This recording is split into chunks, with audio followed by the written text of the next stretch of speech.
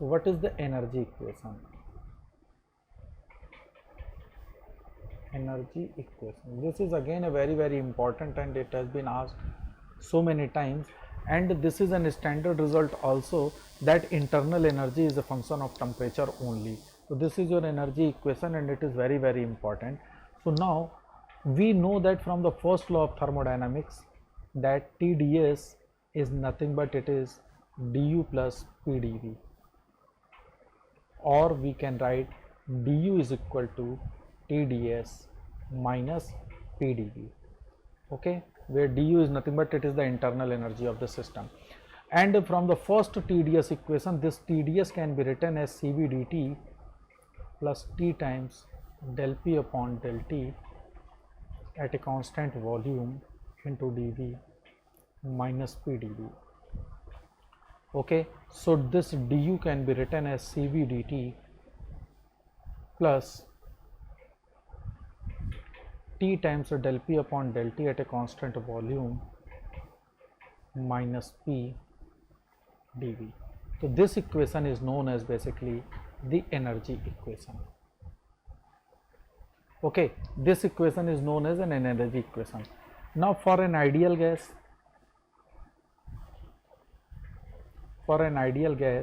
we know that PV is equal to RT, where R is the gas constant.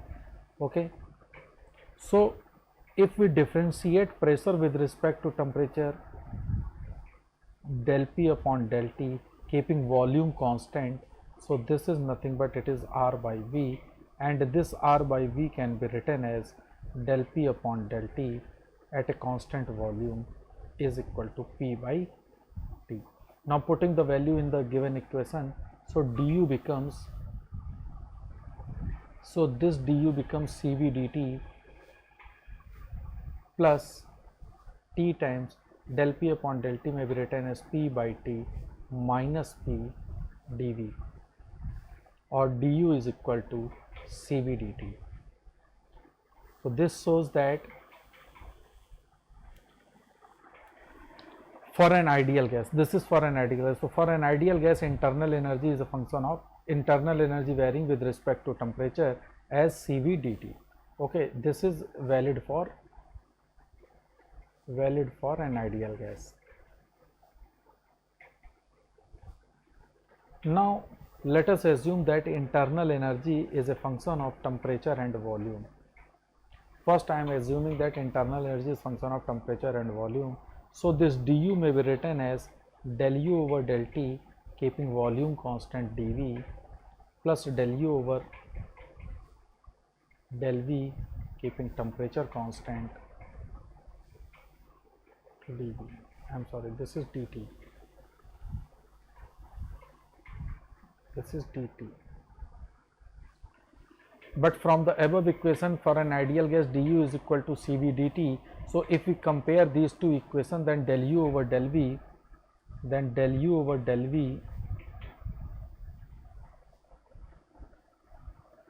at a constant temperature, this becomes equal to 0. It means isothermally, if there is a variation in volume, then there is no variation in internal energy takes place.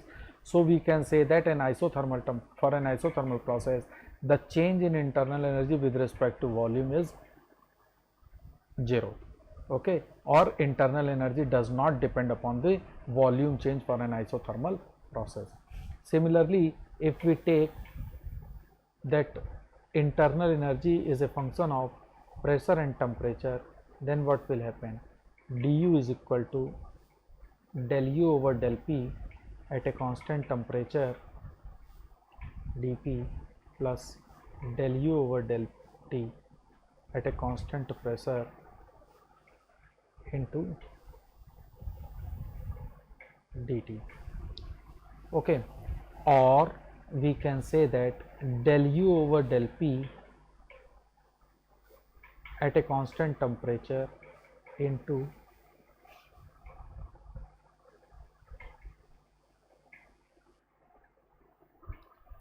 since internal energy, what we have taken that internal energy is a function of temperature and pressure. So what we have taken Now use the formula del U over del P at a constant temperature into del P upon del T, del P upon del V at a constant temperature into del V upon del U at a constant temperature. This value must have to be 1. We know the mathematical formula. So del U upon del P at a constant temperature into del P upon del V at a constant temperature, this value will becomes del U over del V at a constant temperature.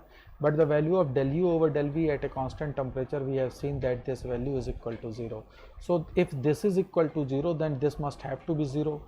But value of del P upon del V at a constant temperature means the slope of the pressure with respect to volume at a constant temperature or for an isothermal process, this can never be equal to 0. So del U upon del P at a constant temperature, this must have to be 0. What does it mean? If del U upon del P with a constant temperature means at an isothermal process, the value of internal energy does not depend on the pressure change. And similarly, we have proved that the internal energy does not depend upon the volume change for an isothermal process. It means for an ideal gas, internal energy is a function of temperature only. So this is a very important fundamental relation, that the internal energy is a function of temperature only, and this have been asked so many times to prove that internal energy is a function of temperature only. So we have proved it, that internal energy does not depend upon the variation of pressure as well as the volume. In the last lecture, we have discussed about the Maxwell's relations, and what we have seen in the Maxwell relation, then one property can be replaced by another property, means it is nothing but it is the relation between the thermodynamic properties. And we have seen that there are 4 Maxwell's relations and how they are related with another properties. Okay, apart from that, we have learned about 2 more important properties, that is the Helmholtz function as well as the Gibbs free function, Gibbs free energy. And we have seen that there in the Mayer relation, that Cp value is always being greater than to Cr, and the internal energy is nothing but it is the function of temperature only, means it does not have any effect when the pressure as well as the volume has been changed. So many things we have calculated while discussing the Maxwell's relation. Obviously, when the Maxwell relation is applicable, means mathematically when a particular equation is an exact equation, exact differential equation, then and only then the Maxwell equations can be applicable. Okay, now today we are going to discuss 2 most important application of the Maxwell's relations, and the one is the Joule-Kelvin coefficient or Joule-Thomson coefficient, because Kelvin and Thomson is the same person. So either we can say that it is a Joule-Kelvin coefficient or it is a Joule-Thomson coefficient, and the another one is the Clausius-Clapeyron equation. So we will discuss this one by one. So first we will just going to discuss the Joule-Kelvin coefficient. Now, so what is Joule-Kelvin coefficient or Joule-Kelvin expansion? Now see, here is a tube. This is a thermally insulated tube, means insulated tube with respect to valve also, this throttle valve also. And now suppose here the flow is passing, and and this flow can be passes through the stream with the help of this throttle valve, means we can regulate the flow with the help of this throttle valve. When this throttle valve is fully closed, then there is no flow across this valve, but when it is fully open, then there is a full flow, and the area of this stream tube is constant. So what we have taken there a tube. This is, suppose this is our tube which has a area, and here is a valve,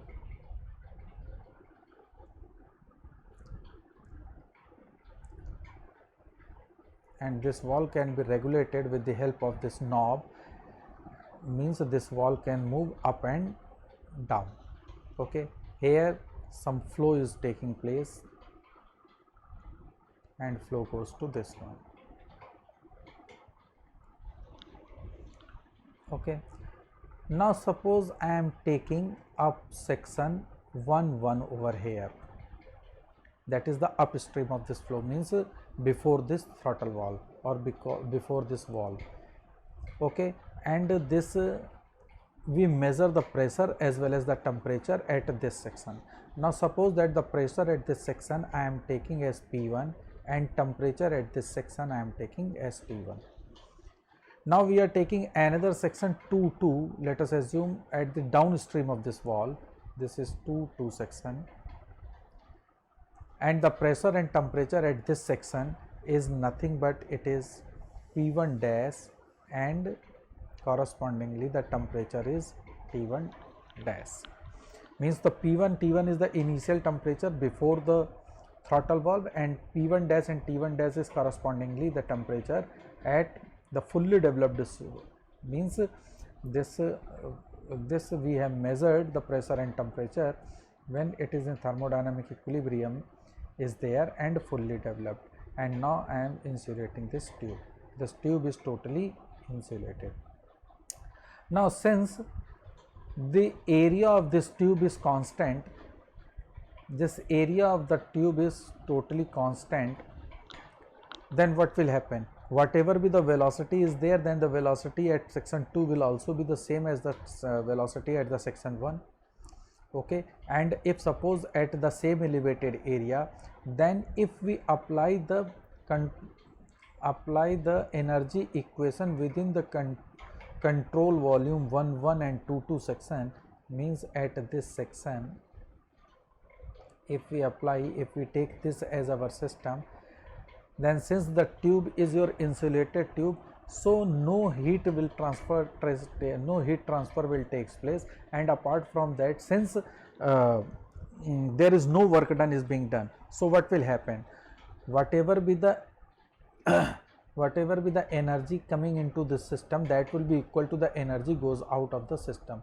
So from the first law of thermodynamics, H1 is equal to H1 dash. This H1 dash corresponds to the enthalpy at the point 2, and since there is a one inlet, so mass flow rate at in is equal to the mass flow rate at out. So m1 dot is equal to m1 prime dot. So I have taken this H1 is equal to H1 dot because the velocity of both the sections are same and at the same elevated area, so neglecting the kinetic as well as the potential energy variation, so enthalpy of these two sections will be equal. Obviously the pressure at the section 1 will always be greater than the pressure at the section 2, that is P1 pressure will always be greater than to P1 dash, and this is why, this is just because of the friction.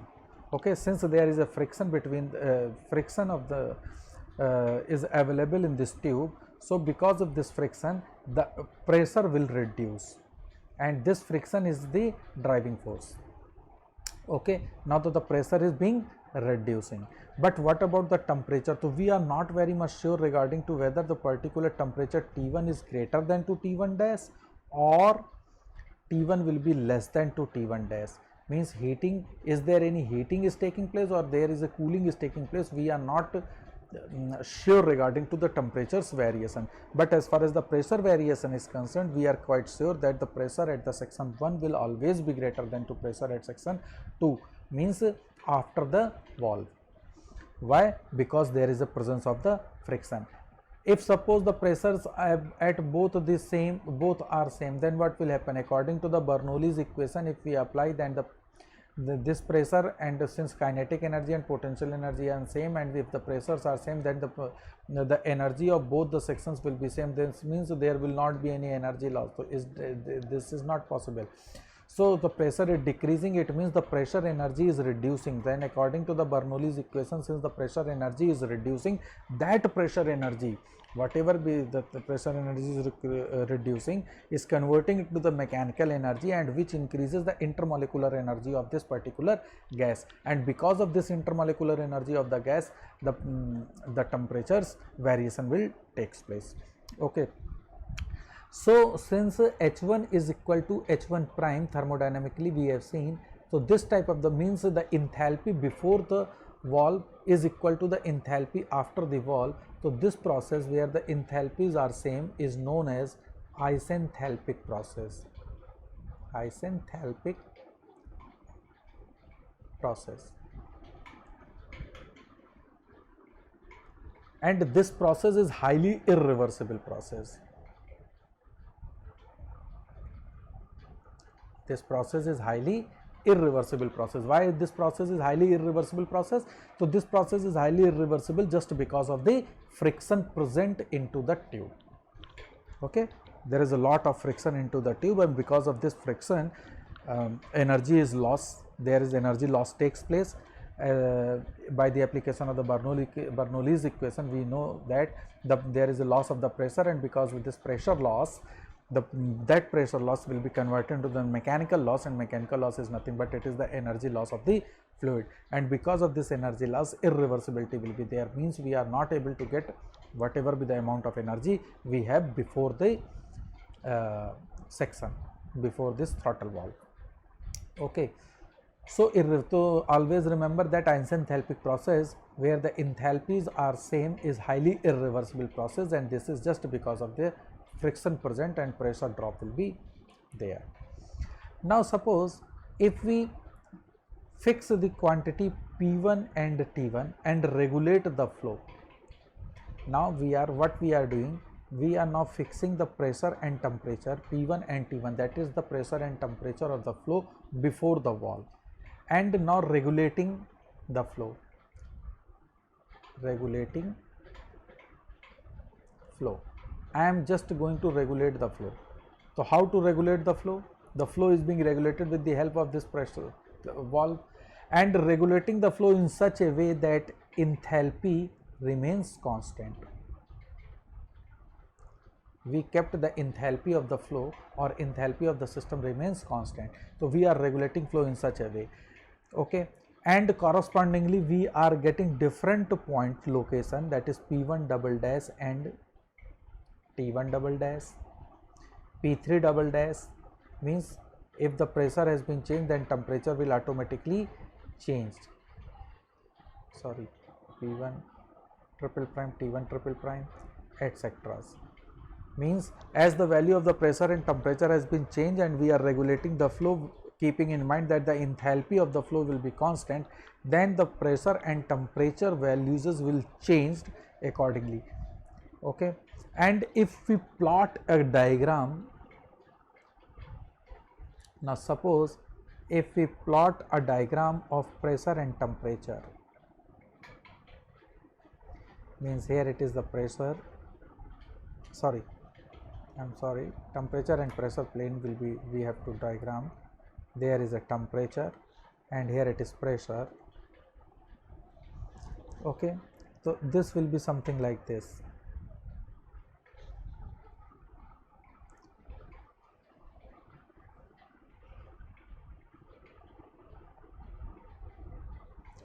Means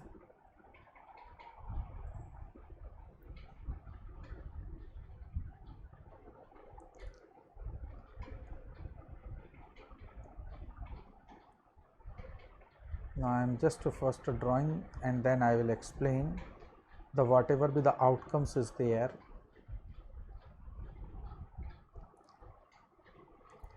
And very important outcomes come with respect to the Joule-Kelvin effect.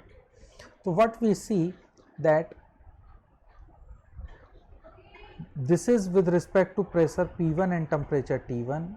Now suppose we have changed this for another one, that is this is for P2 and T2. Now pressure and temperature has been changed. Now again the pressure and temperature has been changed. Let us assume this for P3 and T3. And similarly we have changed the pressure and temperature before the valve, and correspondingly we are getting these different points. Okay, and these different points are nothing but it is P1 double dash, T1 double dash, P2 double dash, T2 double dash, P3 triple dash, P3 double dash, etc. Means the values are correspondingly, but the enthalpies are same. So what we observe that the value of the constant enthalpy first increases, and then it start decreasing, and we are moving in a way that its pressure is continuously reducing. Okay, now the pressure is continuously reducing. So I am seeing only for the three curve, and these are the curves where the enthalpies remains constant. Enthalpies remains constant. Okay, now so what we have seen that the maximum peak of this curve, the peak of this curve first shifted towards the right and it starts shifting towards the left. This was the first observation. Okay, and this is the pressure at temperature corresponding to this. This pressure is known as in maximum inversion temperature, maximum inversion temperature, and this curve is basically known as inversion curve. What is the inversion curve? Inversion curve is nothing but it is the locus of all the curve where the value of this curve, that is the value of del P over del T, del T over del P at constant enthalpy is 0, means maximum is 0, that is the slope is 0. The slope of this curve is 0. So at this point, if we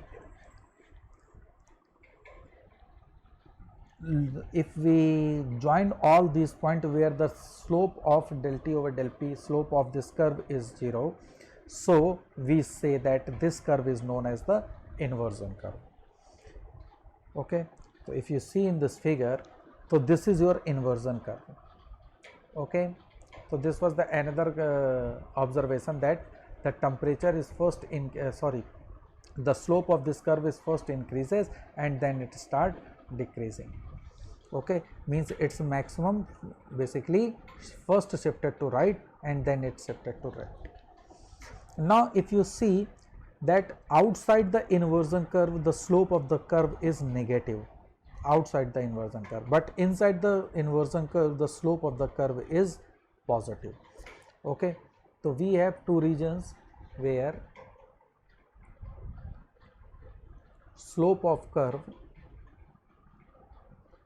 slope of, or what are those curves? Those curves are nothing but the isenthalpic curves. So slope of curve means del T over del P at a constant enthalpy.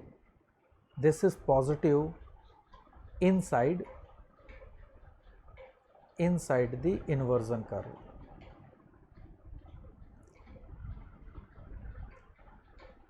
And this del T over del P at constant enthalpy is negative, that is outside the inversion curve, outside the inversion curve. Okay, I sent del T over del P value. So what is the significance of del T over del P is positive at inside the inversion curve? Now if you see that as the pressure is reducing, as the value of pressure is reducing, the temperature will also have to be reduced, mean this region will be the cooling region, because pressure is reducing and temperature will have to be reduced, because del T over del P will be positive, means the slope of this curve is positive over here. So this particular region, mean inside the conversion curve, the region is known as the cooling region. So this region is known as cooling region. This is our cooling region. And outside this, since the slope of del T over del P is negative, means as the pressure is reducing, the temperature will have to be increasing. So this region is known as heating region.